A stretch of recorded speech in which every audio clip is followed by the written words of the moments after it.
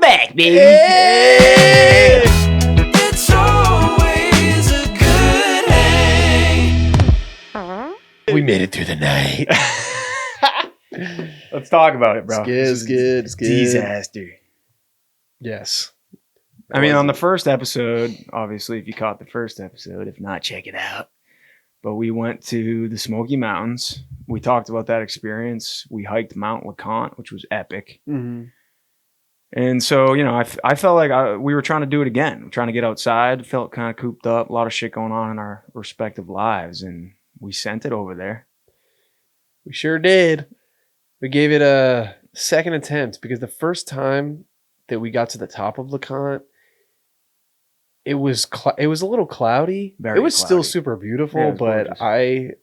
I don't know. I think we both agreed that we just wanted to go back on a clear day and catch that view because, you know, we've only seen it on Google Images. So I just It's needed our the second unplug attempt. too. I needed the bong rip of nature. As they yeah, say. dude. But It was to be honest, it was so essential at that moment. yeah, And what unfolded just was the biggest flaccid experience ever. we went to the same campsite. I think that's worth noting. Yeah. This campsite's cursed, bro. Yeah. But we get there and we pull up after Riz drives for 4 hours, and there's a big sign going into the campsite. No fires and no grills. And Yeah. all we wanted to do was grill and light a fire. Yeah. It's I mean, at the time that we went, the wildfires in South Carolina are getting pretty bad. So there was a burn ban at the campground. And I don't know why. I'd never experienced that before.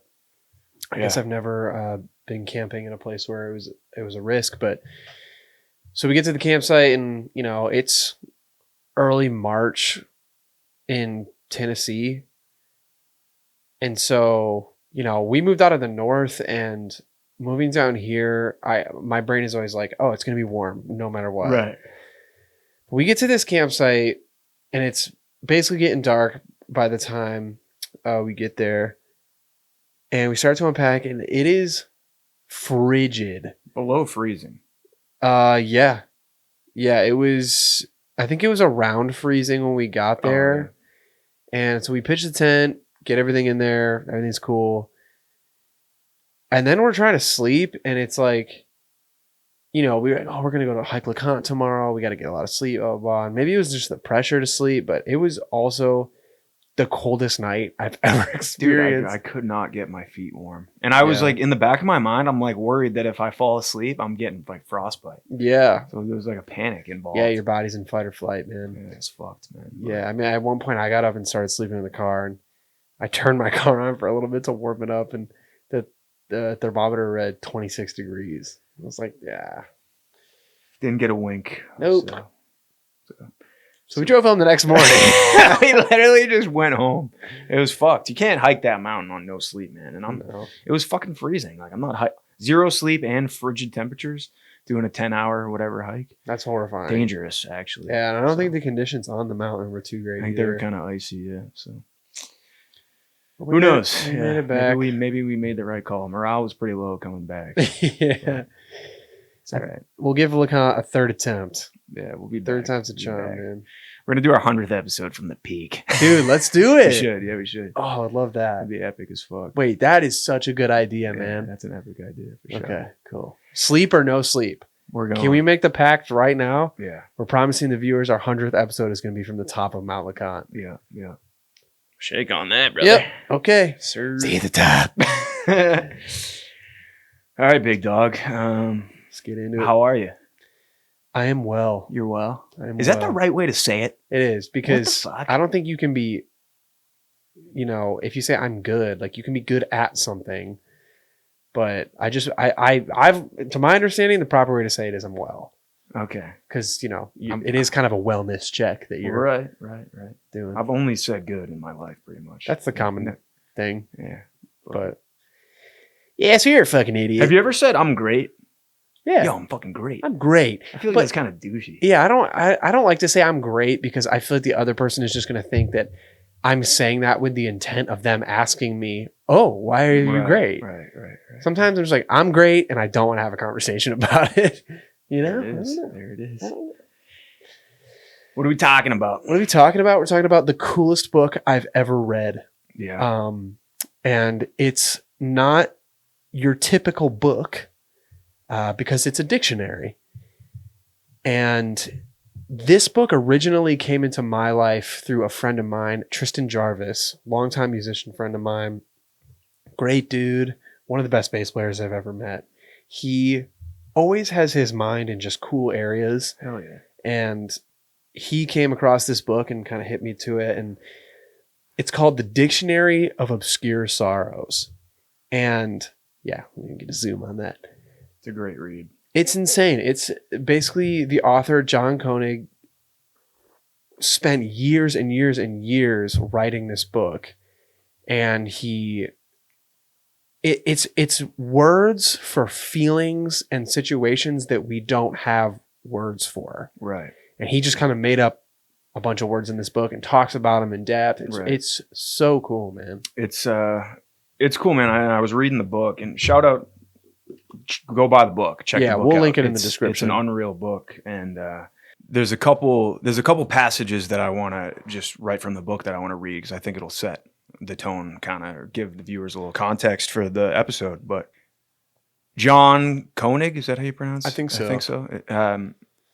Kind of describes the book as a compendium of new words for emotions to shine a light on the fundamental strangeness of being a human being.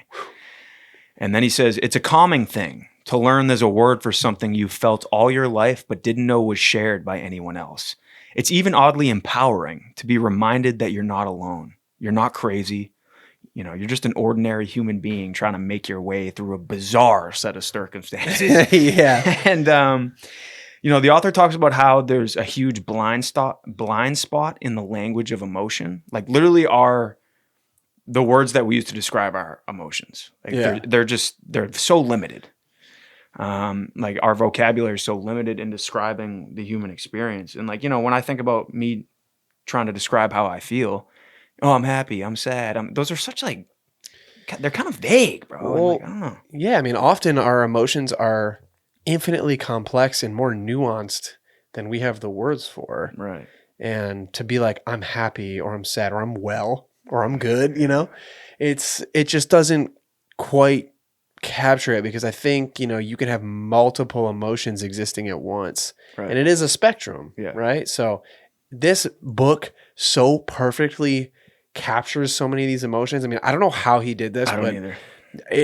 It's a slow read because you want to take your time with it. Right. You don't want to just barrel through it. You want to really digest everything he's saying in this. Yeah, it's a gut puncher. Yeah. Because you'll read some of these and we will, and you'll be like, wow, fuck. Yeah. And I want to mention one more passage that I think is really important because the book's called The Dictionary of Obscure Sorrows. And I think when we think sorrow, we think sadness. And he says directly, he's like, this is not a book about sadness. At least not in the modern sense of the word.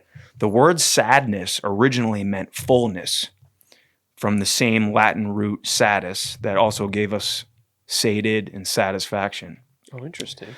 Not so long ago, to be sad meant you were filled to the brim with some intensity of experience.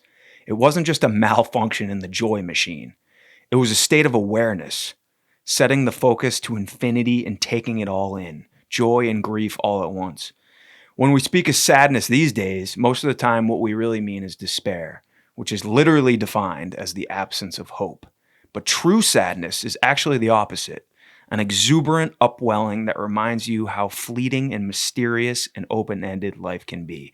Bang, dude. Interesting. Bang. And I like that he doesn't say that it's good or bad. Right. It just is. It's a fullness. Yeah, it's a fullness, Yeah, we often associate fullness with I'm full of good emotions or I'm full of bad emotions, but just being full, I think awareness is the key word there. Right. Just being completely and acutely aware of what is happening. Right, That's right, so interesting how we Yeah. skewed that word. Really, the word's been, completely reshaped kind of. Yeah.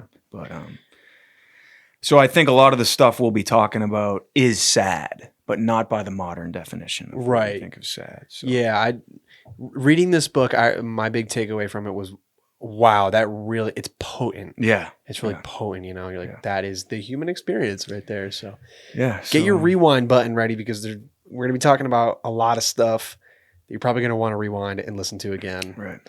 But we'll try to do as best we can to describe these words Yeah. because they are very cool. I think a good place to start is with a term, a lot of people are familiar with. It's like right on the back of the book. Sonder. Mm-hmm. Which is it right directly? Yeah, on the back? Yeah, it is. is.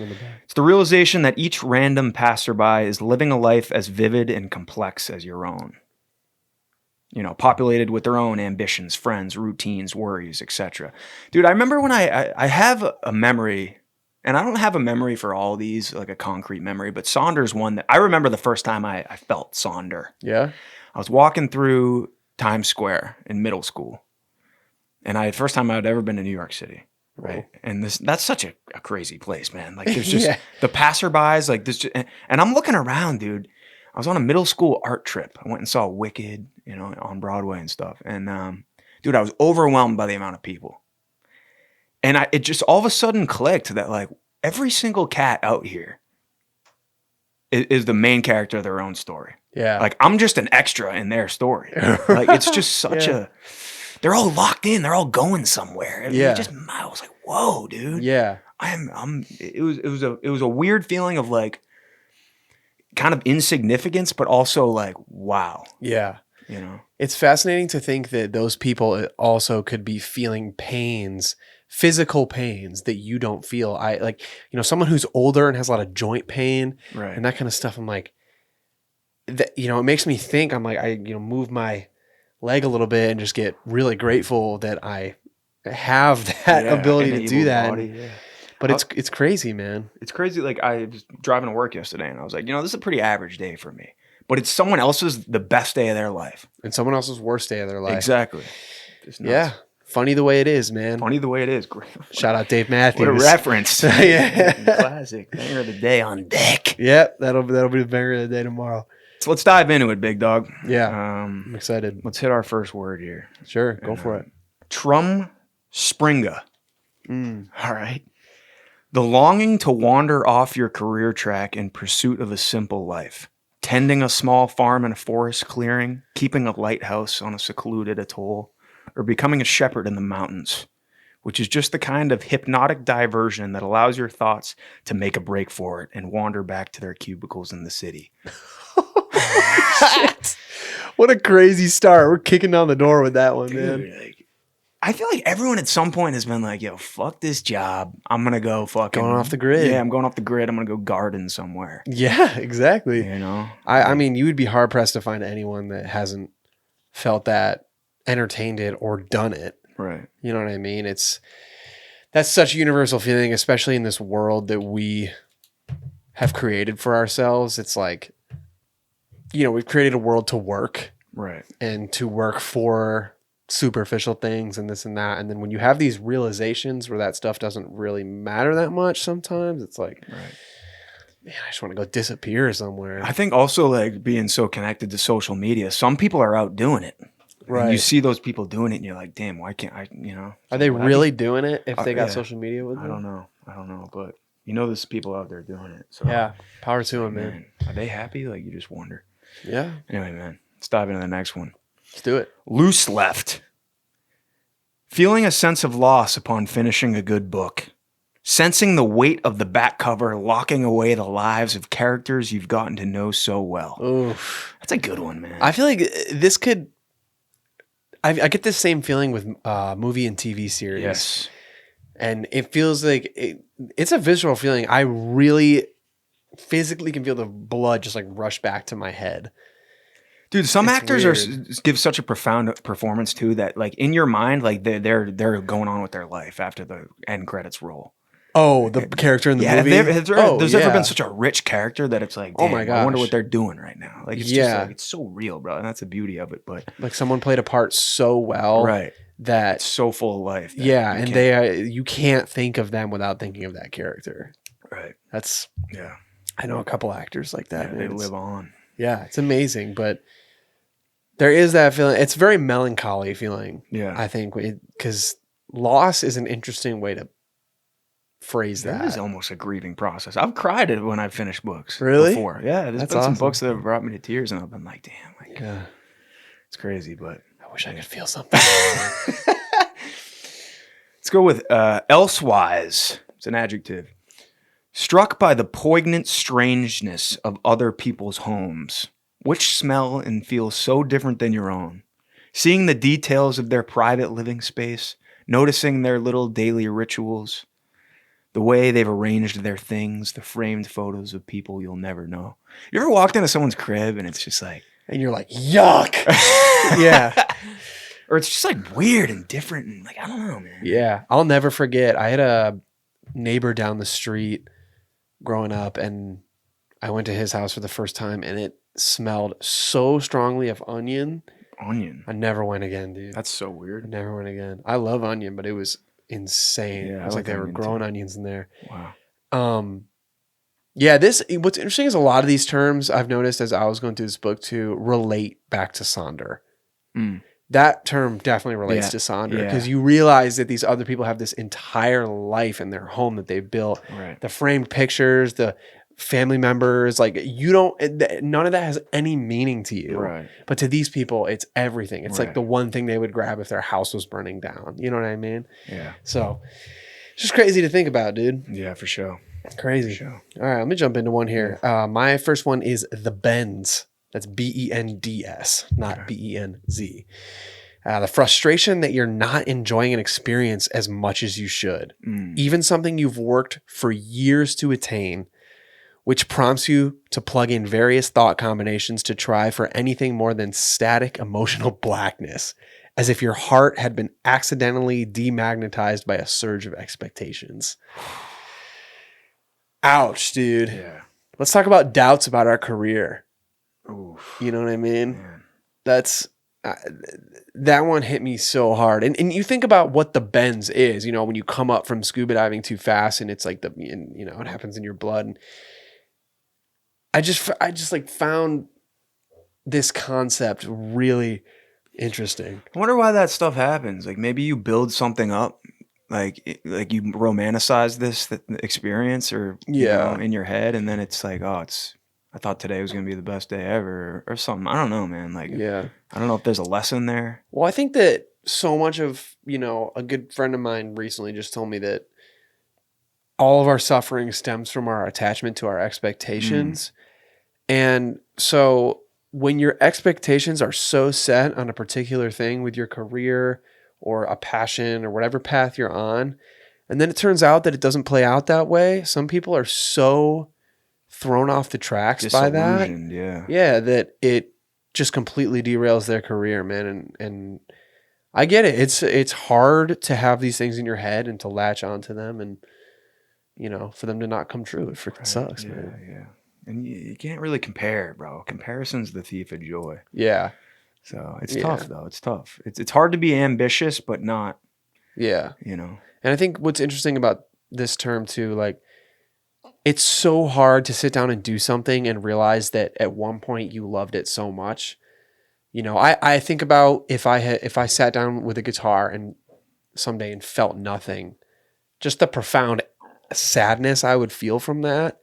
And like, I can't even imagine just the wave of emotion that would come with that, but maybe what comes after this is like, you become okay with it. Maybe, I don't know. Cause I feel like this happens a lot in your life. There was a point in my life where I was really frustrated that I wasn't enjoying playing soccer as much as I used to. Right. I don't even think it has to be like that. Like I've gone to like a concert and been like, oh, I'm not having as much fun as I thought I was going to be, or something like that. It's just as you get older, you see how the sausage is made. Yeah. And sometimes things just lose their magic. Yeah. You got to find it in new places. You do got to find it. Yeah. It is it's in, ever revolving door Right. of things coming in out of your life. So I think if you can learn to just let stuff go, maybe you can avoid the bends. Yeah. Yeah. Let's dive into the next one. Amenorrhosis. The half-forlorn, half-escapist ache of a train whistle howling in the distance at night. I mean, that one kind of speaks for itself. But yeah, have you ever heard a train like whistle at night? Yeah. There's like it is like almost of an aching, like, you know? Yeah. I picture There's like a wanderlust to it. It's Yeah, just like, man. I I wish picture I was myself. riding out. Yeah. One leg hanging out with my haversack. Like, fucking. Yeah. You got like a sack around your back. Yeah. I'm Yeah. outta Just. here. Michael Scott can't pay his bills. Take me to the end of the line. I got money problems, Michael. No, I don't have monkey problems. Oh, man. That's a cool one. Yeah. You know what's weird is when you were talking about that, immediately there was like a temperature associated. It was a cool. Yes, it's like a cool nighttime. Yeah, there's a light breeze. It's like a cool summer night. Yeah, Cool summer man. night. Damn. Man, his writing is fantastic. Too. Yeah, he really is a beautiful writer. Yeah. The way he The describes half these. escapist ache of a train whistle howling in the distance at night. Yeah, I just see the smoke billowing up in the distance. Yeah. Are you on the train or not, Chief? Nope. yeah. All right. Bolander. Wait, what was that? Volander? Bolander. The ethereal feeling of looking down at the world through an airplane window, able to catch a glimpse of far-flung places you'd never see in person, free to let your mind wander, trying to imagine what they must feel like down on the ground, the closest you'll ever get to an objective point of view. Again, Sonder. Yeah, Goes back to that. It is kind of a song. This is crazy. I love how it's specific to airplanes. Right. Well, no one's flying through space, really. Right. It's just like, But, you that's know, kinda something it's, we you know, they're not like, it's not from a train window or something. I get that feeling though, dude. I get this weird. You just made me think of something. I get this weird feeling when I'm on a bus, when I'm on like public transit, and mostly at night. But if I'm in a bus or a train at night, and I'm looking at the city, kind of wherever I'm cruising by, there's this almost this inspiring feeling. Yeah. Have you ever gotten that? Yeah, you're like, you know, Rocky before his big fight. That's on it. The bus. That's the exact feeling. Yeah, you always feel like a fucking feels like main draft character. days like next year. Yeah, Yeah, like, I got a exactly. shot. Exactly, I could, dude. I could be a contender. That's right. I have a funny story about this word, actually. This past Christmas, I was flying home to Rochester for the holiday. And as the plane was landing, I took a random picture out the window. I was like, I'm gonna play a prank on my sister right now. I took a random picture and zoomed in on a house, and I sent it to my sister, and I was like, I could see your house from the plane. And I sent her that picture, and it was all zoomed in. It was like kind of shitty because it was. Did it so look zoomed- like her house kind of? I mean, it looked like a house, and she Okay. was like, "Wait, are you serious?" She believed me, and dude, I got everyone on board with this. And Christmas is like, all right, we're all gonna convince Emma that I could see her house from the plane, and like everyone was seeing the picture, and some people believed it, some people didn't. It was so funny, dude. That's funny, bro. That must have been a shitty, blurry ass picture. I could barely get a good. I think I still got it somewhere. Well, what I always get a weird present for my cousin every year, and I got her real quick. I took that picture, I put it in like a Photoshop document, and I typed up, it was like certificate of authenticity. You know, Governor Kathy Hochul hereby declares this a legitimate piece of photography, and it was like there's like a seal on it and everything, dude. It was like my last minute Christmas gift. That's a funny ass gift, dude. Yeah. Shit. Anyway, All right, I got one more, and I'll give you one. get it. Lycotic. Anxiously excited to introduce a friend to something you think is amazing. A Ooh. classic album, a favorite restaurant, a TV show they're lucky enough to watch for the very first time, which prompts you to continually pull their face while waiting for the inevitable rush of awe, only to cringe when you discover all the work's flaws shining through for the very first time. Oh, I Dude. remember the first time I read this book. I remember this one hitting me super hard. dude. This is so facts, man. Yeah, when you're just constantly looking over at them, like, Why are didn't they laugh at that Are they part? digging it? Yeah, they digging Yeah. it. And you immediately are just like, oh wait, let's turn this off. We can watch what you want to watch. I'm sorry, you know. It's just like it's crushing, bro. That's why I want to watch Dumb and Dumber with you, but I'm like, you better fucking think it's funny or we're done as friends. That's insane. Yeah, that's a relatable one. Yeah. That's why I don't show my friends shit. That's right. All right. Next up for me, I've got Degrassi. I think that's how you say it. Entranced and unsettled by the vastness of the universe, experiencing a jolt of recognition that the night sky is not just a wallpaper, but a deeply foreign ocean whose currents are steadily carrying off all other castaways, who share our predicament but are already well out of earshot. Worlds and stars who would have been lost entirely except for the scrap of light that they were able to fling out into the dark, a message in a bottle that's only just now washing up in the Earth's atmosphere, an invitation to a party that already ended 1,000,000 years ago. Is he talking about the starlight? Yeah, Okay. because some stuff is so far away that by the time Those its stars light are get to burned us, out, it's yeah. gone. Yeah, That is insane, actually, when you think about it. That Yeah. they're that far away that the light fucking flies, dude. yeah, Speed of light's crazy, so yeah. it is insane. Yeah, it's Like, the vastness of the universe, man. I have to try not to watch those YouTube videos that are like universe size comparison, No. because I'll just spin out, dude. yeah, It's wild. yeah, it is. I do It is. love learning about it, though. I Yeah. think I find it fascinating. Let's dive into Lacuna. A twinge of sadness that there's no frontier left. This is kind of the opposite of the one you just gave. Yeah. As far now we're like the vastness of the universe. Now Yeah. let's dial it into Earth here and like our time on Earth Yeah. specifically. A twinge of sadness that there's no frontier left. That as the last explorer trudged his armies toward the last blank spot on the map, he didn't suddenly turn for home, leaving one last island unexplored so he could set it aside as a strategic reserve of mystery. There's every corner of this earth has been explored pretty much. Maybe the deepest parts of the ocean, like we don't know, but Yeah, it is it crazy. is kind of sad. I know, man. It's like, imagine what that must have felt like going to a new place for the first time that no one, at least in your country, has already seen. 'Cause Right. obviously, there were fucking people there. Right. But it is crazy. Obviously now the world is so connected that we all know what the earth looks like and where Yeah, the you continents can literally are. travel anywhere. Right. And just to think that, I don't know, you were young in Europe and you're like, Asia is a far off land that I'll just never be able to get to Right, because I right. just can't Right. afford it or can't, the means of travel just weren't there. I mean, that still exists today. And like the fact that, not even that long ago, a matter of hundreds of years ago, people out in Europe just didn't even know that the Americas was like chilling. Yeah. It's just nuts. It's kind of ridiculous if you think It's about wild. it. It's wild. Yeah, man. Next one is Idlewild. Oh, I remember this This one. one hits, dude. It's an adjective. Feeling grateful to be stranded in a place where you can't do much of anything.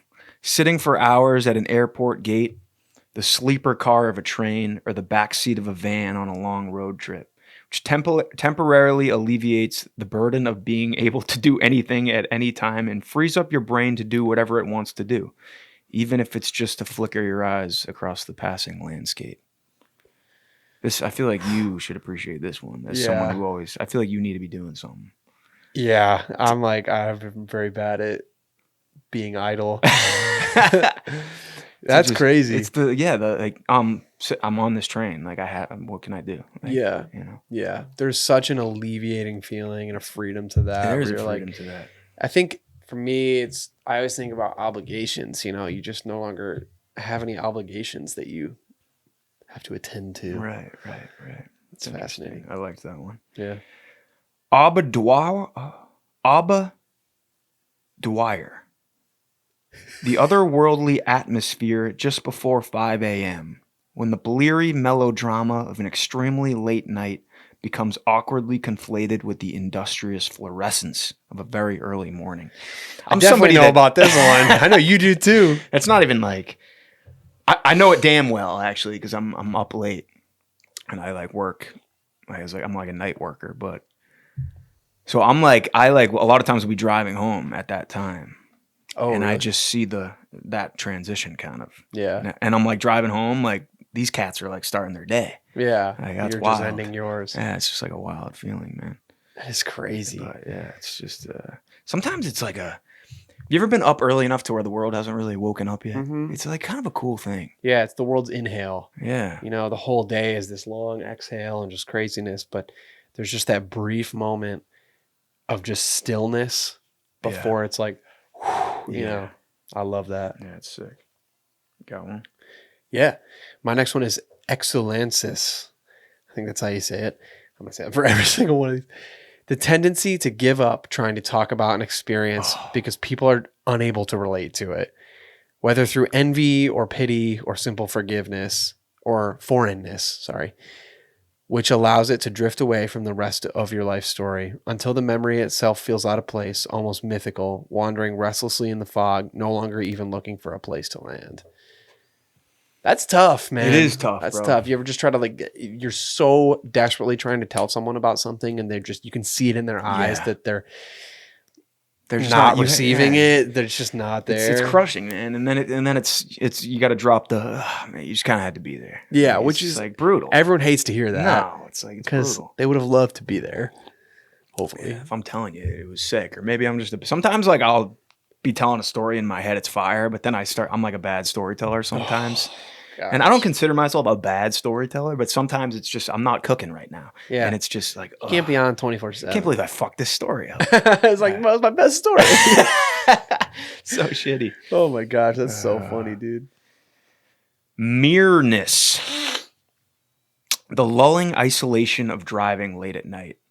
Floating through the void in an otherworldly hum. Trailing red jewels in the darkness. Your high beams sweeping back and forth like a lighthouse.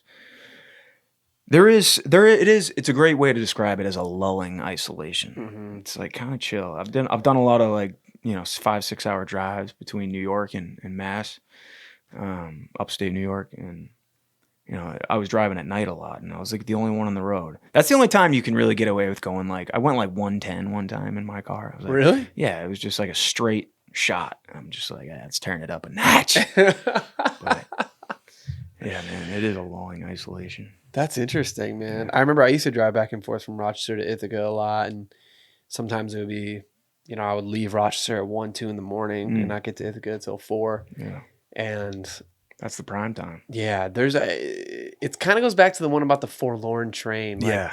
Sometimes I'll just crack my window, and even though it's kind of cold, it just felt so good to just be alone on the road at night. Like, you had like the exclusive access to that air. Yeah. It wasn't being, there weren't any exhaust fumes in it. Dude, when you crack the window and you get that cold, it's like White House Road childers. Dude, like I'm telling you, makes you feel alive, baby. There is something about northern air, dude, that when I get up there, it's just I don't know, there's like a crispness to it. Yeah, it is crisp. I love it. I got one here. Juicing.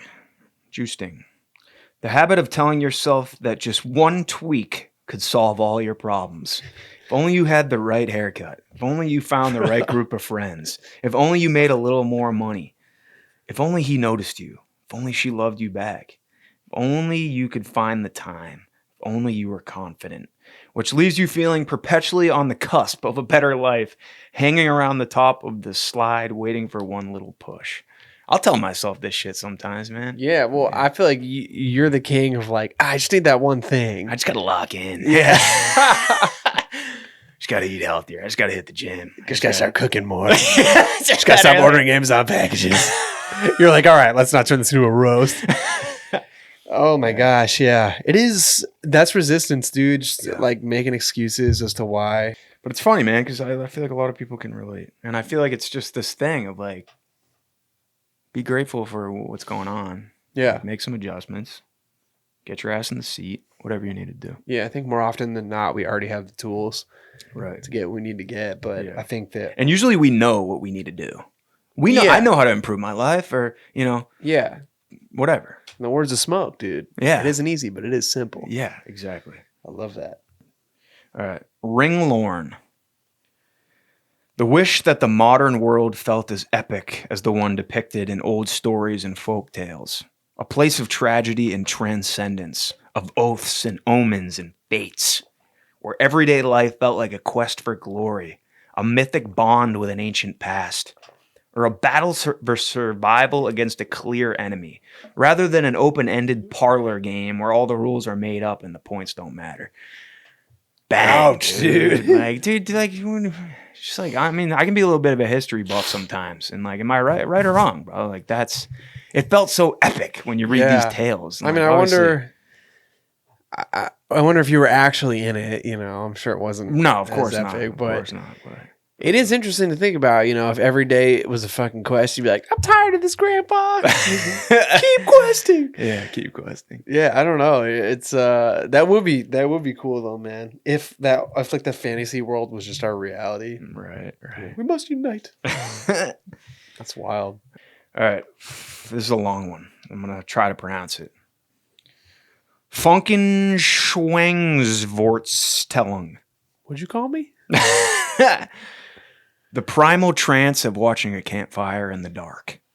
That's the whole definition? It's the whole definition. Simple one there, but yeah, I it was is thinking about primal, that. bro. Dude, It's something we share right? with our ancestors, like all the way back. Yeah. Yeah. Everyone just looks at dude, I was at a bonfire a couple weeks ago, and I was talking to someone that I didn't really want to be talking to, but it was great because I was just staring at the fire. Dude, it's a great social thing. Yeah. Like, you want to bail out of this? Like, I'm focusing on the fire right Yeah. No, don't distract me. now. Okay? Yeah. Yeah, it was crazy. Like, nobody bats an eye if you're just talking. I'm still talking to him, but I'm looking at the fire. You know, I just don't have to make eye contact. What is it about a fire that's so mystic and just cool? I would imagine if you took 1 trillion pictures of a fire, Yep. no two of them would be the same. It couldn't be. Because like the way the flames move and everything, Yeah, it's yeah. just it's something. It's always changing, and Yeah. it's also like, what the fuck is that? Right. You ever think about that with fire? Like, I'm why is it hot? thinking about it now. Yeah. What? I don't know. Why the fuck is it hot? What is it? What is it? What's going on? I don't know, dude. It's some crazy. bullshit. Yeah, Honestly, it's is what it is. Thank God we got it though. Yeah, we love fire. All right, next up, I'm going to give you one more. I'll let you jump in. Zeal Schmers, the dread of finally pursuing a lifelong dream, which requires you to put your true abilities out there to be tested on the open savanna. No longer protected inside the terrarium of hopes and delusions that you started up in kindergarten and kept sealed as long as you could. That's a hitter right I don't know if I like this episode anymore. That's a hitter right starting there. to hurt. Dude, that's crazy. Yeah. I think and like this takes us back to the press field. Yeah, the press doctor. Like the, obviously that's resistance in a nutshell, but the fear, and we talked about this, like a lot of people talk about the fear of failure being Right. the barrier, but the fear of success That's huge. is massive. Yeah. And I think that's what a lot of people fear the most. Yeah. The fear that I might actually be Yeah. tested here. And then it's game on. Yeah, and then it's game on. You know, it's That's scary, man. yeah, life is way easier before the starting gun. Right. You know? Right. And yeah, I think about that a lot, man. It's especially in like an artistic career, you know, you're just how much you sacrifice and just the uncertainty of it all. And there's like this, you know, what was the word we read earlier? Kind of related to this one. I forget. That's tough. Ouch. I don't have much to say about that. It just kind of hurts. All right, I'm gonna do 2 because they relate to each other. Got it. First one is flashover. The moment a conversation becomes real and alive, which occurs when a spark of trust shorts out the delicate circuits you keep insulated under layers of irony, momentarily grounding the static emotional charge you've built up through decades of friction with the world. Whoa. I love this one because you can literally feel it when it happens. You're talking to someone and it's small talk and it's small talk and small talk. Oh, all of a sudden it's not small talk. Like that switch. Right. And before I talk too much about this, I want to read my next one, which is adrenitis. Frustration with how long it takes to get to know someone. Oh my God. Spending the first few weeks chatting in their psychological entryway, with each subsequent conversation like entering a different anteroom, each a little closer to the center of the house, wishing instead that you could start there and work your way out, exchanging your deepest secrets first before easing into casualness, until you've built up enough mystery over the years to ask them where they're from and what they do for a living. I love this, dude. I feel like these two relate to each other because it literally happened to me today. I was standing I was standing and this guy was near me, and Where were you? I was at church, Okay. and I was kind of minding my own business, and all of a sudden he just goes, "Hey," and reached out to him, and I'm like, "Oh shit, this guy," and we start talking, and it's kind of small talk at first, but then all of a sudden, I can't remember what I said or what he said. All of a sudden, I was like talking about like how I came to the church, and then it wasn't small talk anymore, and I felt a flip of a switch. Yeah. You know, I feel it in my stomach. I hate small talk. Oh, Like, I think it's not conversation.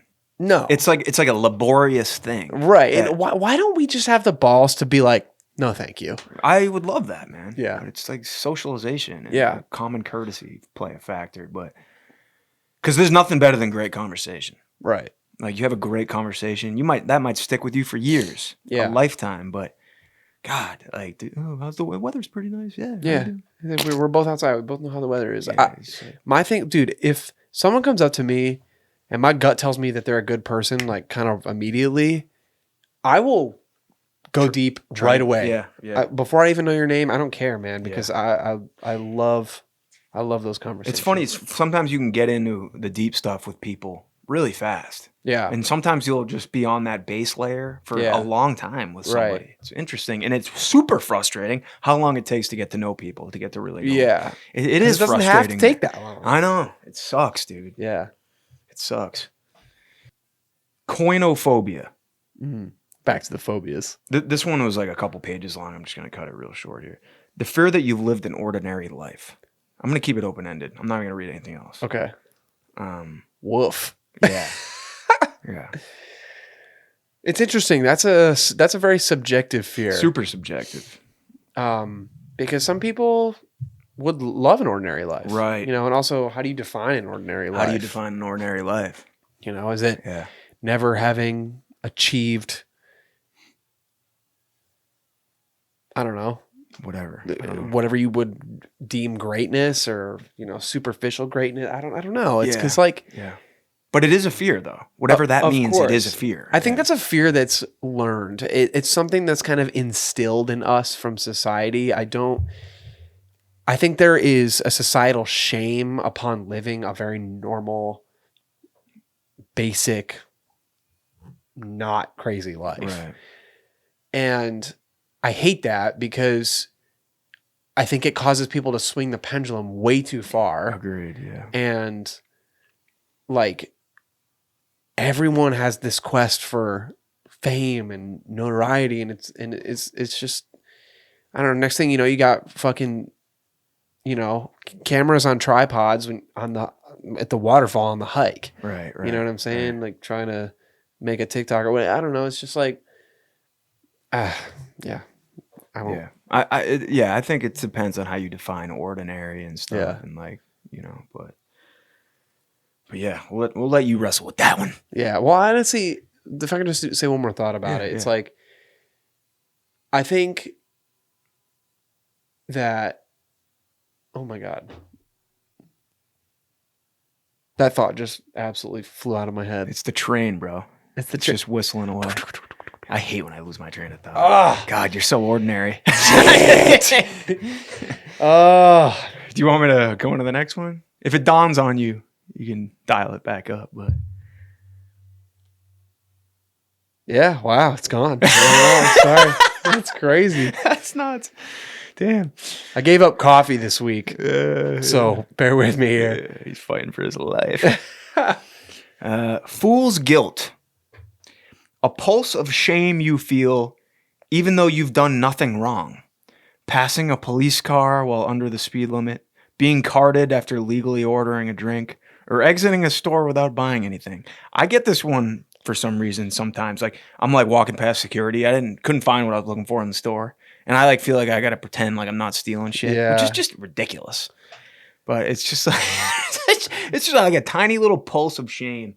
It's like, man, I came into the store, I didn't get nothing. Like, what a Yeah. clown. Yeah. Or I walked whatever. out of Whole Foods today, and I walked past the security guard, and I was like, I don't have anything, dude. Don't ask for a receipt. Like, ugh. You couldn't find what you were looking for? Yeah.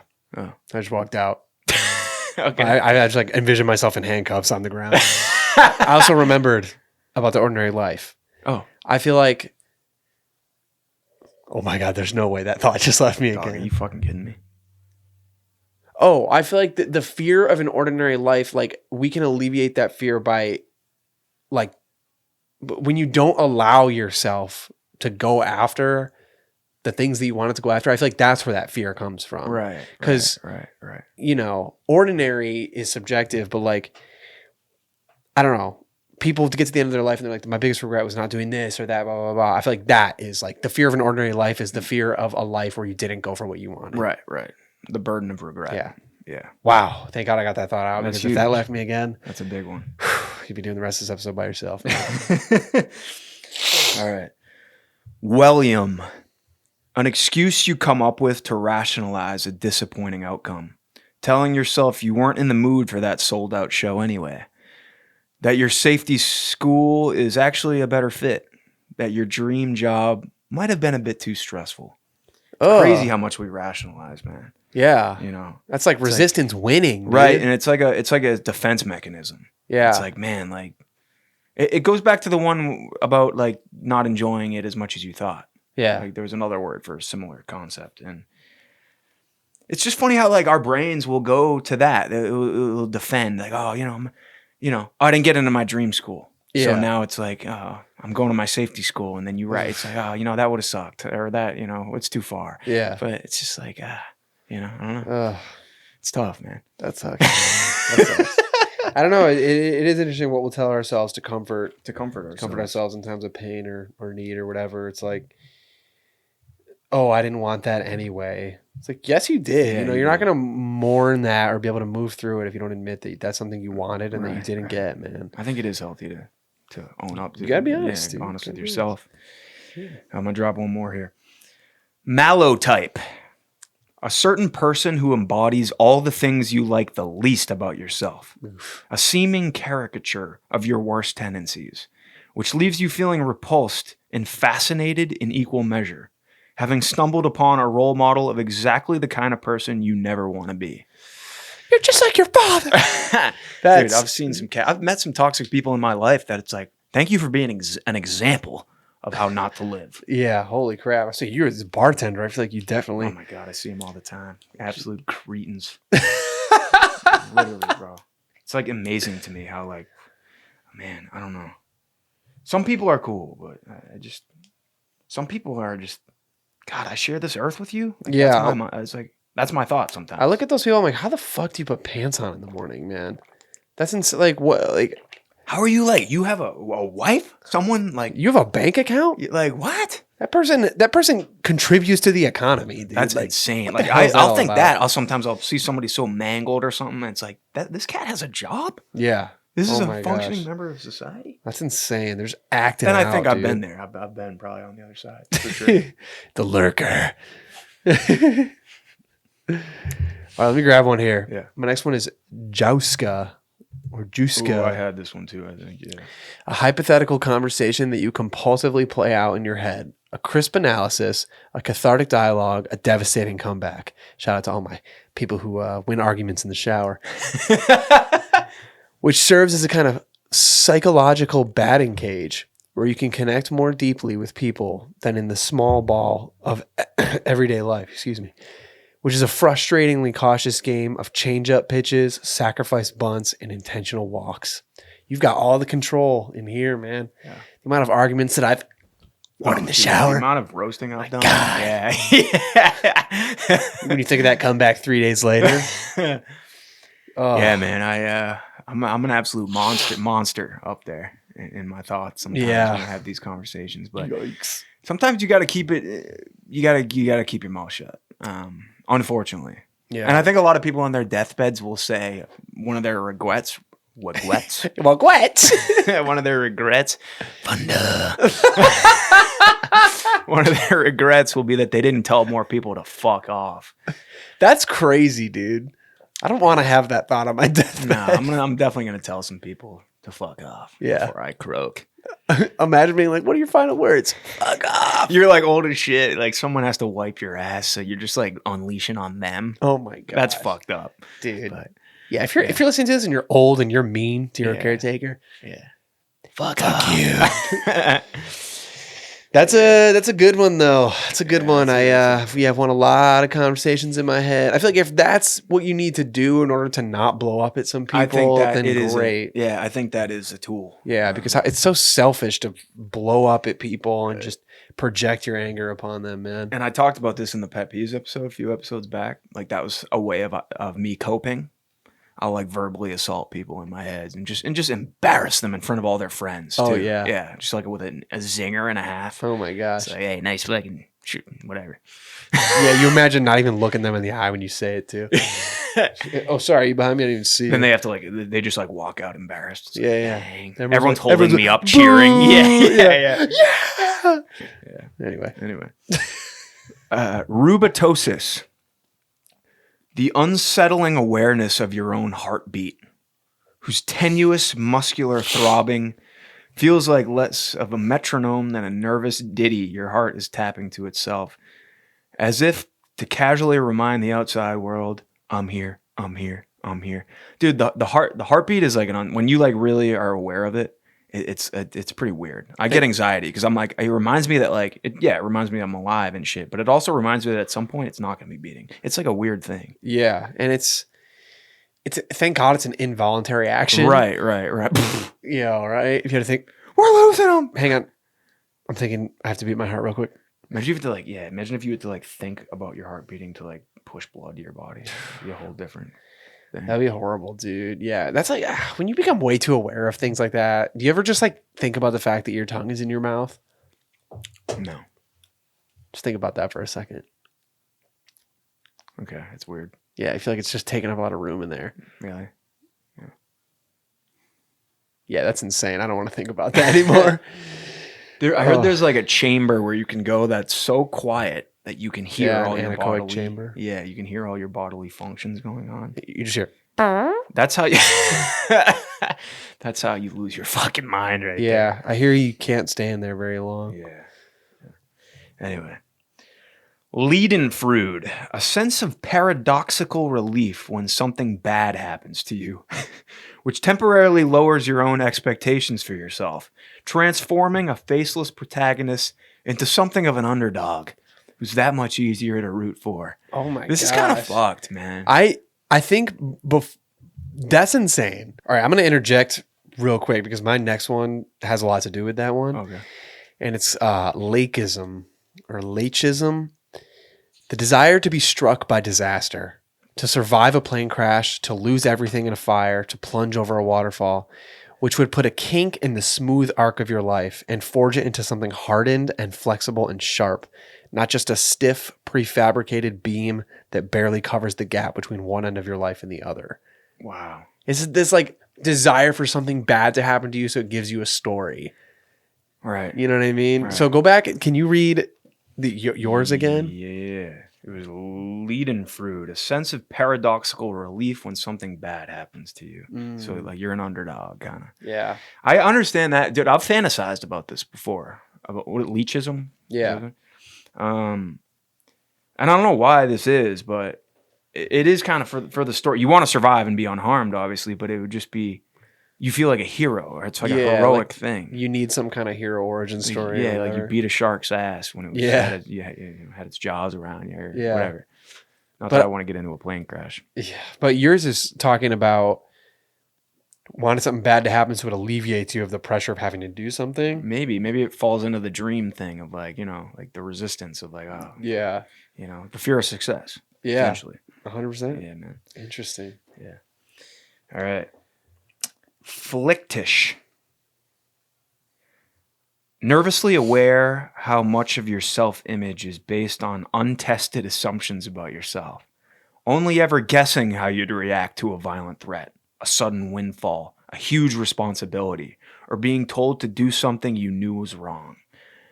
Yeah, I certainly wouldn't have been a Nazi if I, or whatever, or That's crazy. say dude. there's a shooter and now you're. Yeah, everyone always likes to be like, I would I'd jump in stop front him. of a bullet for you, bro. Yeah. But when the time comes, you We'll actually see, do yeah. that. My next one is Mal de Cuckoo. What's that? What'd you call me now? A phenomenon in which you have an active social life but very few close friends. people who you can trust, who you can be yourself with, who you can help flush out the weird psychological toxins that tend to accumulate over time, which is a form of acute social malnutrition in which even if you devour an entire buffet of chit chat, you still feel pains of hunger. I love this one because I was like, we got to talk about sobriety when we talk about this one. Yeah. Because as soon as I got sober and stopped drinking a ton, I felt this for a little bit. Super hard. Yeah. Yeah, like you feel like I'm surrounded by a lot of people and I have a lot of friends, but all of a sudden I'm not as much of an active participant in what everyone's doing. And so it feels like there's a disconnect and they no longer feel that close, and you realize who your drunk friends are and who your real friends are. I thought that was cool. Yeah. I've noticed just getting older that my circle has shrunken a little bit, which is normal. I feel like that's pretty normal. Yeah. I'm lucky that I have a very tight knit circle, but you know, I don't have the outreach of friends that I'm hanging out with and stuff. I don't really care though, you know? Yeah. I don't like that. I don't have all these little like, oh, we're getting drinks with this person, whatever. Like, I'd rather have a smaller group of tight friends. And I think everyone kind of feels this way. Yeah. Because like, would you rather have 4 fucking super close friends? I'm not saying that's my number, but or 20 fucking kind of whatever friends. Yeah. No, certainly 4 I totally agree, man. or whatever. I'm at this weird point in my sobriety journey right now where I'm feeling an ache to be a little bit more social, not in a drinking way. Me too. But sobriety, I definitely had to retreat a little bit, and now I'm feeling like I want to get out and be a little bit more social. So, Yeah. We're gonna combat the mal de cuckoo. Right. I'd be interested to like know what sober people like. You know, what do you guys do? Like, what do you like? The rec league is a good idea. Yeah, Maybe join like a kickball league or something. But anyway, let's dive into Povism. The frustration of being stuck inside your own head, unable to see your face or read your body language in context, only ever guessing how you might be coming across, which makes you think of yourself as a detached observer, squinting out at a lushly painted landscape. Though to everyone else, you seem woven right into the canvas. It's interesting. It is, man. It is, because you know you never really know how you're coming across or what, you know, unless you like actively are like, you know, thinking about your body language and stuff. Yeah, but even then, or like, how are you perceived? Like, how I wish I could watch myself in certain moments. Like, how did I fucking handle myself in that conversation? Right? Yeah. Can I have the footage from your eyeballs, please? Yeah. I was just thinking while you were reading that, I'm like, if all of a sudden, you know, my consciousness teleported to outside this room and I knew that I was in this room, I'd be kind of nervous to come look. Think about it. Like, oh my God, Sean Gill's in the other room. I gotta go. Am I gonna go look at him? That's me. That's literally me. Looking at yourself from the outside would be a fucking insane experience. Like live? Because we can watch the footage on the cameras. No, I'm talking live. Live. Your consciousness, boop, and all of a sudden you can I feel like it would be so self-critical. You'd be like, dude, why did I just make that face when you said that? Or whatever. Right. Just like, I don't know, man. But I don't know. I'd be kind of nervous to go around the corner and just like see myself sitting on the couch. Yeah, that'd be wild. Right? Yeah, you'd be floating outside your own body. Yeah, it'd be fucking weird as fuck. Yeah, that'd be nuts, dude. All right, midding. It's a noun. The tranquil pleasure of being near a gathering but not quite in it. Hovering on the perimeter of a campfire. Talking quietly outside a party. Resting your eyes in the back seat of a car, listening to friends chatting up front. Feeling blissfully invisible, yet still fully included. Safe in the knowledge that everyone is together and everyone is okay, with all the thrill of being there without the burden of having to be. I feel this all the time, and I felt it in the You're car. The king of this, dude. I felt it in the car when we're driving up to the mountains. You know, you and Rachel are in the front, I'm sitting in the back, and I'm just like, you know what, I'm when the team's rolling out, but I'm just chilling. Like there was like a grateful feeling too. I'm like, I'm hanging out with my friends, and like I'm just kicking Yeah. it in the back. Like, I wonder if he had had to resist, or if he originally called this edging. one time, this is real quick. One time, some weird cat comes up to me at the bar, and he was like asking me, Where you currently work? I'm not gonna answer that. Okay, fair enough. But I don't know. He was like, I'm from out of town. I don't know. Anyway, he starts asking me like what kind of porn I watch. Right? Should I do it across the bar from you? Yeah. Like he ordered a drink for me, and he's like kind of like, what are you into? What did you order? Do you remember? I forget. Probably fucking rum and vodka Coke. Red Bull. yeah. And I was just like, dude, what? Speaking of like diving into the deep shit right away, I was like, what? true, I And then guess. he was like super into cuckold and stuff, and he's like showing me, starts showing me videos, and like I'm like, dude, stop, like that's just Videos of who? just like him talking to whatever, Videos he took yeah, isn't that fucking nuts? of someone else having sex with his partner? Yes, That's crazy. yeah. He's like, I'm like, dude, this is not a conversation we're having. He's like, you gotta check this shit out. Like, Literally. what? And he was like blown away that like I wasn't being receptive to it. I'm like, dog, I'm doing my job right now. I'm not gonna come here and watch. Like, what does it matter with you? Isn't that wild? Yeah, I think you're at the wrong convention. Yeah, dude. I don't know if he was like kind of just didn't really understand the culture. I think he might have been from another country, but I mean, that's still crazy to just show a stranger that. yeah. Wow. No Anyway. shame, dude. Anyway, Damn. whatever you're into, but I mean, shit. You want Holy to dive crap. into one? You got one? Yeah. My next one is the meantime. Ooh, love this one. The moment of realization that your quintessential future self isn't ever going to show up, which forces the role to fall upon the understudy, the gawky kid for whom nothing is easy, who spent years mouthing their lines in the wings before being shoved into the glare of your life, which is already well into its second act. That is crazy, dude. Yeah, that's crippling. Bro. Crazy. Read the first line of it again. The moment of realization that your quintessential future self isn't ever going to show up. Man. It's just crazy. Like, you know, future you is never going to come back. And this is how I'm interpreting this. Like, future you is never going to come back in time and tell you what to do. I take it a different way. Really? I think it's like the realization that this person that you built up in your head that you want to be yeah. is never going to happen. Interesting. So now it's just up to this clown standing in my shoes, Oof. which is even darker. Yeah. I mean, that's like a super dark take on this. That's a dark take. Yeah. But because I think valid, people valid can take. change. But Yeah, if you have that absolutely. realization like later in your life, like I hope that you understand that you can change your life and Yeah. be the person you want to be. Yeah, this is definitely the most amplified example of imposter syndrome I've ever read. Right. That's Right. crazy. Right. Yeah, go for it, man. Model-headed, feeling uneasy when socializing with odd combinations of friends and family, Oof. or friends and colleagues, or colleagues and family, mixing a medley of ingredients that don't typically go together, which risks either watering down your identity into gray mush or accidentally triggering some sort of explosion. Whoa. This one's funny, man, because say you got your really tight college friends and then your friends from home or whatever, and maybe like I don't know if they're gonna get along. Right. Or whatever it might be, your family, and then like your whatever.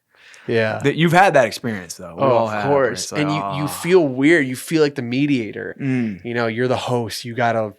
You're stressed. You got to make sure everybody's having a good time. Who's talking to who? Are they gonna bring up something that I don't want them to know? Whatever, Right. Something crazy stuff. Damn, I don't remember that word the first time I read this book. It's a That's heater, cool. man. All right, let's get into hickering. The habit of falling hard for whatever pretty new acquaintance happens to come along. Spending hours wallowing in the handful of details you can gather about them. Connecting the dots in elaborate constellations. Even imagining an entire future together. Images that have no particular purpose except that they're kind of fun to think about. Wow. You ever fell for somebody like 10 minutes in? Oh yeah. Just I did. like, oh my God. Yeah. Fall in love with a new person every day. Yeah. Yeah. That's crazy. Great That's way crazy. to I think buckle especially up. when you're younger too. Yeah. It's like, the new thing comes along. I mean, this could be for people. This could also be for possessions, man. Mm. The newest iPhone, the newest Yeah, blah, blah, yeah. blah. You're just never content with what you have. Yeah. It's fascinating. Delonia. A state of unease prompted by people who seem to like you too much. which makes you wonder if they must have you confused with someone else, someone flawless, selfless, or easy to understand from a distance. Feeling vaguely disappointed that they're unwilling to spend the time it takes getting to know the real you. Ouch. It's funny, man. Like, it is uneasy. It's like, why do you fucking like me so much? Like, Yeah. I'm kind of sick, but not that sick. Yeah. Chief. Like, I'm regular, brother. I'm ordinary, big dog. That's right. I don't know. I thought that one was interesting. That's good. You want to drop one? Sure. My next one is Notice Tollins. The realization that the plot of your life doesn't make sense to you anymore. That although you thought you were following the arc of the story, you keep finding yourself immersed in passages you don't understand, that you don't even seem to belong in the same genre, which requires you to go back and reread the chapters you had originally skimmed to get to the good parts, only to learn that all along you were supposed to choose your own adventure. Yeah, that's a very self-reflective one. Yeah. The realization that the plot of your life doesn't make sense to you anymore. What does that really mean, though? Oh, I feel like it's kind of a quarter life, middle life crisis moment. You know, this "how did I get here" moment. Yeah. Like, what is going on? Right. Why did I choose to go down this path? None of this makes sense. And Some of it feels a little out of your control sometimes. Like, you're just yeah, I like, how feel did like- I end up here? How did I get here? Yeah, I mean, You know? the butterfly effect, man. And you That's- think about the little things that, yeah, now just your like, timeline is not straight. so It's this wild, crazy, bro. Jag. Bing, bing, bing, bing. It's like a pinball machine. Yeah, I think about that a lot. Yeah, me too. Lilo, a friendship that can lie dormant for years, only to pick right back up instantly, as if you'd seen each other last week, which is all the more remarkable given that certain other people can make every lull in conversation feel like an eternity.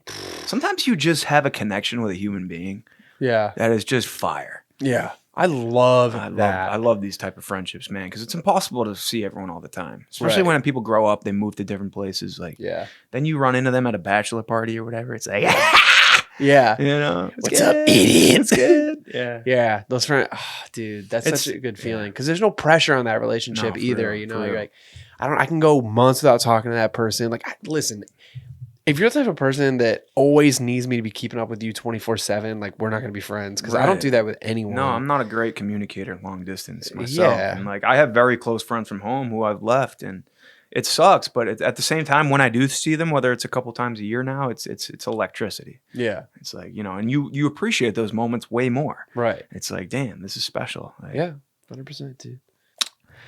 Watashiado, curiosity about the impact you've had on the lives of the people you know. Wondering which of your harmless actions or long forgotten words might have altered the plot of their stories in ways you'll never get to see.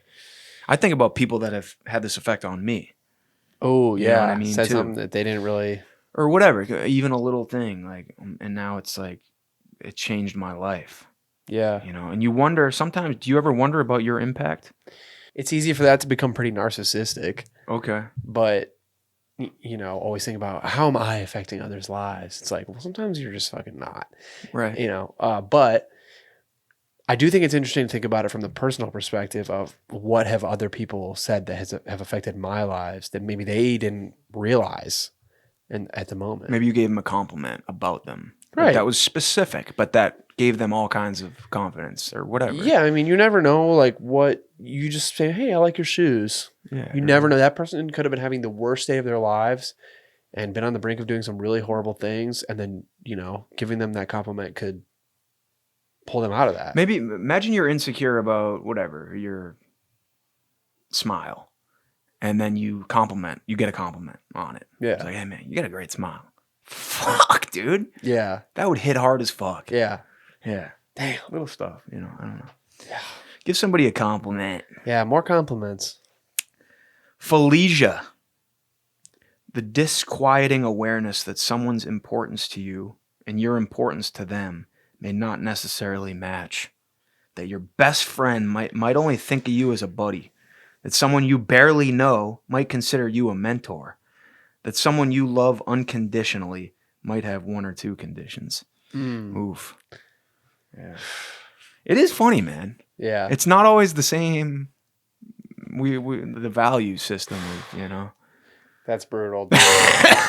That's brutal. Yeah. I've had this experience where like that's my buddy, but I'm like one of their best fucking friends.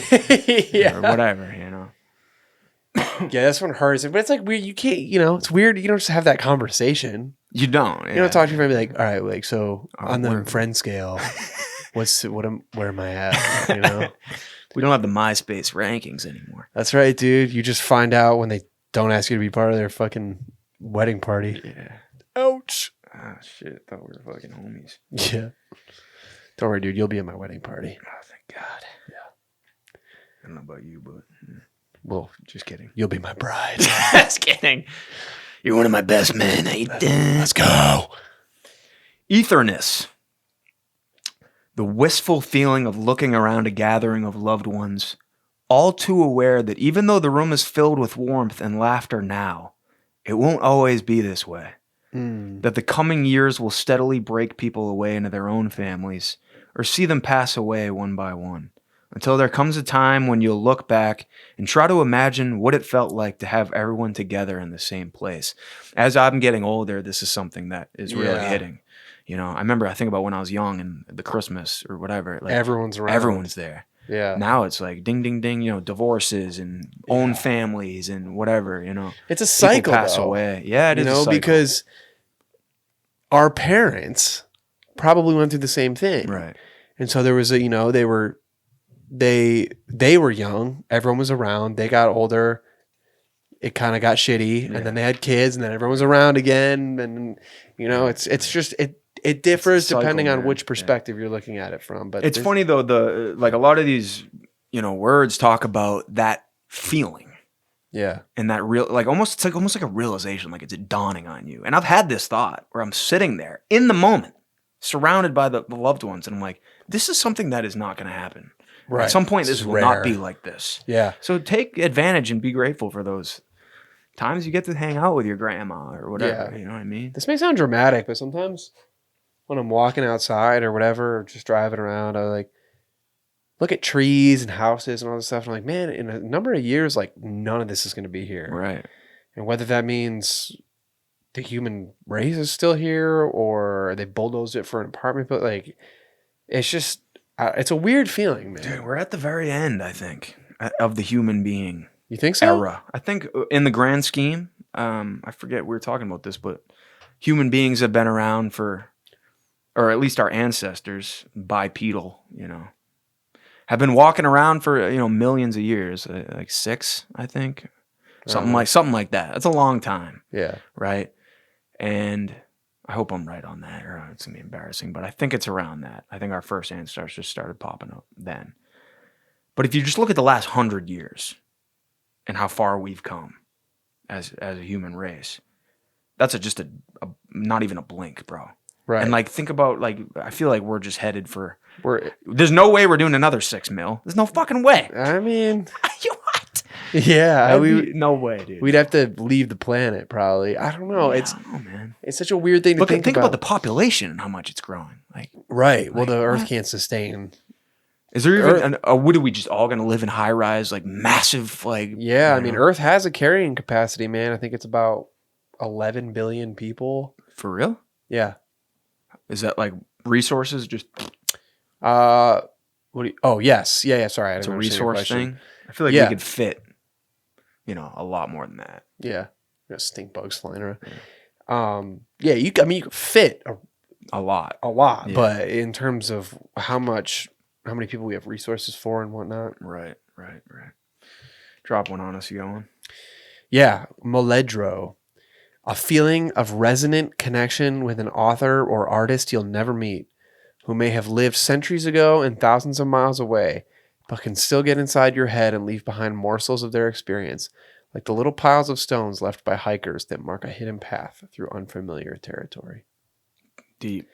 Yeah, I don't have a lot to say about that one, but I do love it I because love it too. it just kind of reiterates the power of artistic works and bodies of work. I just think that's super cool. Yeah. And I think, walking through a museum, listening to an old song, Yeah. it just reminds you that the human experience is a you're not alone in this experience. Like, Right. it's and I think that brings me comfort. This goes back to the Sonder thing and everything. Is I've had there's been times in my life when it was hard, but the reminder that, and when I read that quote at the beginning of the episode, the reminder that you're not alone.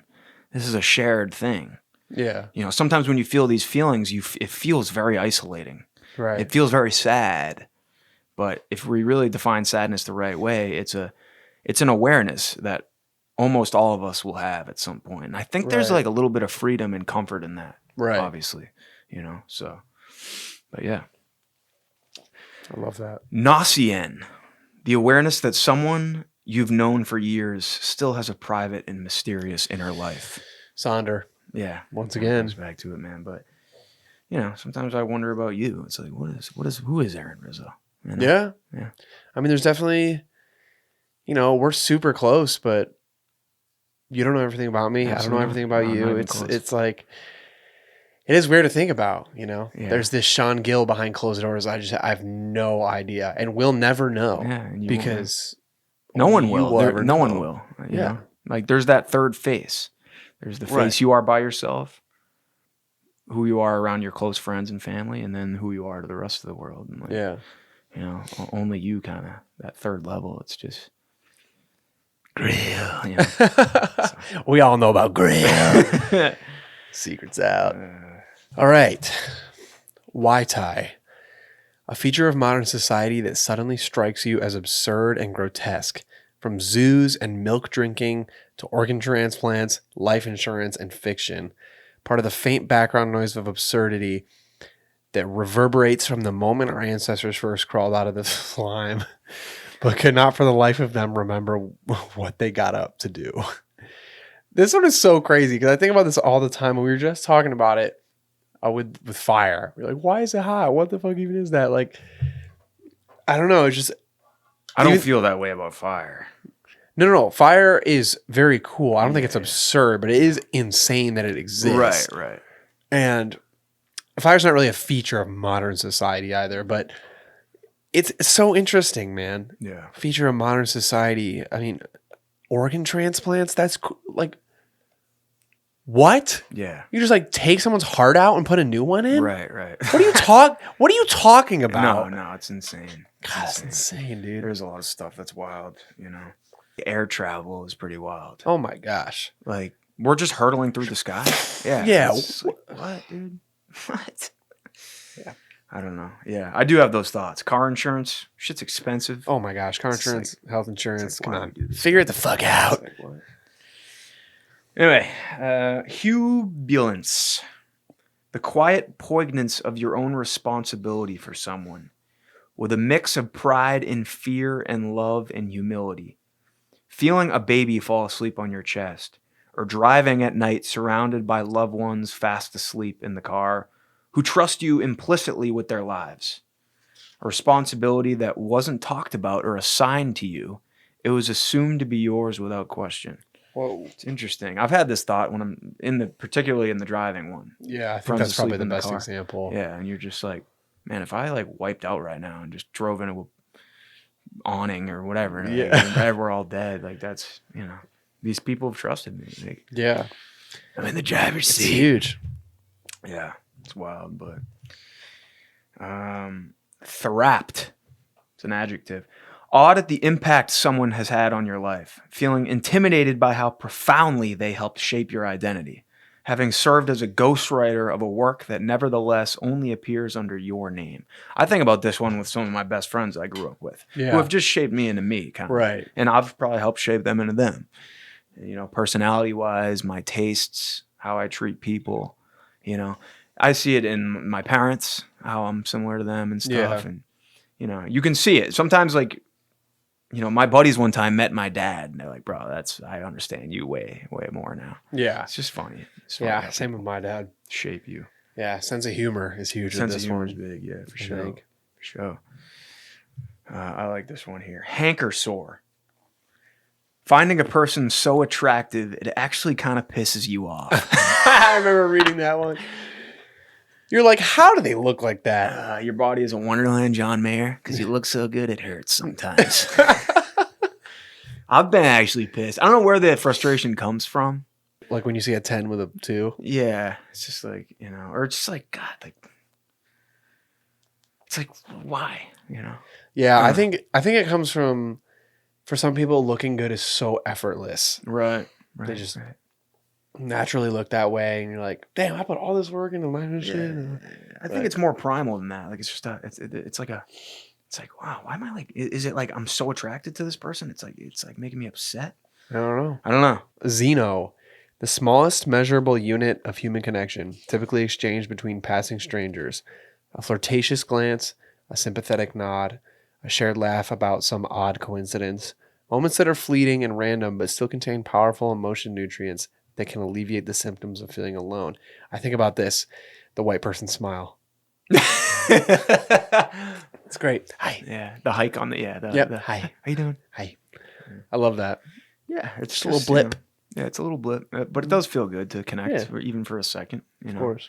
And that, to me, I like that better than small talk. It's like less fake to me. 100%. People might disagree with this, but it's just like a genuine, like, you skipped the bullshit and you just you had the little moment. I love a kind nod on the street, dude. For real. Cubico, a state of exhaustion inspired by senseless tragedies and acts of violence, which force you to abruptly revise your expectations of what can happen in this world. Trying to prop yourself up like an old scarecrow who's bursting at the seams, yet powerless to do anything but stand there and watch. There's been certain times in my life where, a bunch of school shootings happen, like in a short amount of time or whatever, just senseless acts of violence and stuff like that, just like bad things that we all know is bad. That just it weighs you down almost. Yeah. It's like out of your control. It's the feeling of helplessness. Yeah. It really sucks. It's just like, fuck. Yeah. And I just I believe we're all connected, bro. I really do. There's a sense of and that's why I think it hurts. Yeah. So. I hear you, man. Yeah. But I'm going to drop one more on you here. Sure. Pax Latrina. The meditative atmosphere of being alone in a bathroom.